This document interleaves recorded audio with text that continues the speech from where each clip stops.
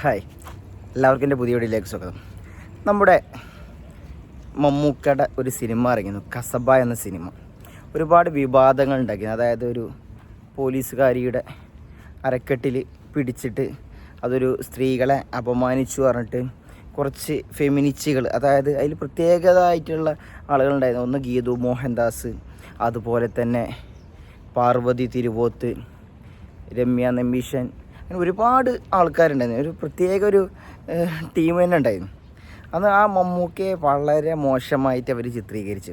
ഇന്ന് അതേ ആൾ, അതായത് ഈ ഗീതു മോഹൻദാസ് എന്ന വ്യക്തി എന്നൊരു സിനിമ ഡയറക്റ്റ് ചെയ്തിട്ടുണ്ട് കന്നഡയിൽ, ടോക്സിക് എന്ന ചിത്രം.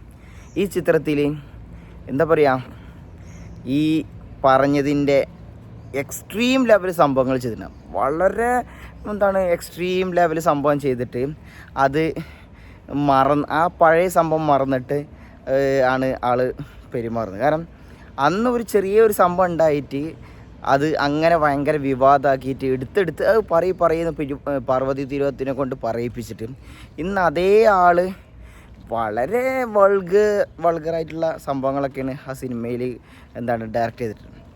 അപ്പോൾ ഈ സ്വന്തം കാര്യം വരുമ്പോൾ ഇങ്ങനെ ചെയ്യുമ്പോൾ അത് ഒരു ഇരട്ടത്താപ്പല്ലേ.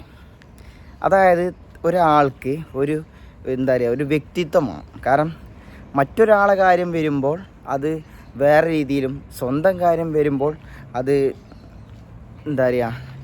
അതിനെ ആ ഒരു അപ്പാടെ മറക്കുന്ന രീതിയും അത് ശരിയല്ല. ഗീതു മോഹൻദാസ് ആ ഒരു കാര്യമൊന്നും ശ്രദ്ധിക്കേണ്ടതെന്നല്ല. കാരണം അന്യഭാഷ, അതായത് കേരളത്തിൽ എന്തും ചെയ്ത പ്രശ്നമാണ്, അല്ല മറ്റുള്ള സ്റ്റേറ്റിൽ പോയിട്ട് അങ്ങനെ ചെയ്ത ഒരു കുഴപ്പമില്ല എന്നുള്ള ആ ഒരു മട്ടുണ്ടല്ലോ, അതാദ്യം നിങ്ങളൊന്ന് മാറ്റണം കേട്ടോ.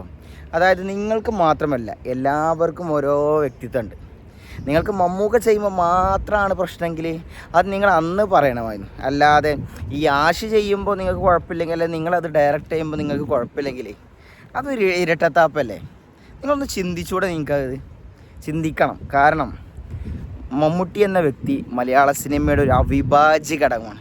എന്നാൽ നിങ്ങൾ മലയാള സിനിമ അല്ലെങ്കിൽ ഇന്ത്യൻ സിനിമയുടെ ഒരു അവിഭാജ്യ ഘടകമെന്നൊന്നും ഞങ്ങൾക്ക് തോന്നിയില്ല. കാരണം അദ്ദേഹം ഏകദേശം 50 കൊല്ലത്തോളമായിട്ട് മലയാള സിനിമയിൽ അടക്കി വാഴുന്നൊരു താര രാജാവിനെയാണ്. നിങ്ങളൊക്കെ ഈ 1-2 സിനിമകൾ ചെയ്ത് മാറിയിട്ട് ഇപ്പോൾ ഡയറക്റ്റ് ചെയ്യുന്ന ആളുകളാണ്. അപ്പോൾ അതുകൊണ്ട് നിങ്ങളെക്കാൾ ഞങ്ങൾക്ക് മൂല്യമെന്നും മമ്മൂക്ക തന്നെയാണ്. അപ്പോൾ നിങ്ങളുടെ ഈ 2 വാക്കുകൾ, അന്ന് മമ്മൂക്കയെ വളരെ എതിർത്തിട്ട് ഇന്ന് നിങ്ങൾ ഈ കാട്ടിക്കൂട്ടുന്ന ഈ സംഭവങ്ങളുണ്ടല്ലോ, അത് വളരെ മോശമാട്ടോ. വളരെ വളരെ മോശമാണ്.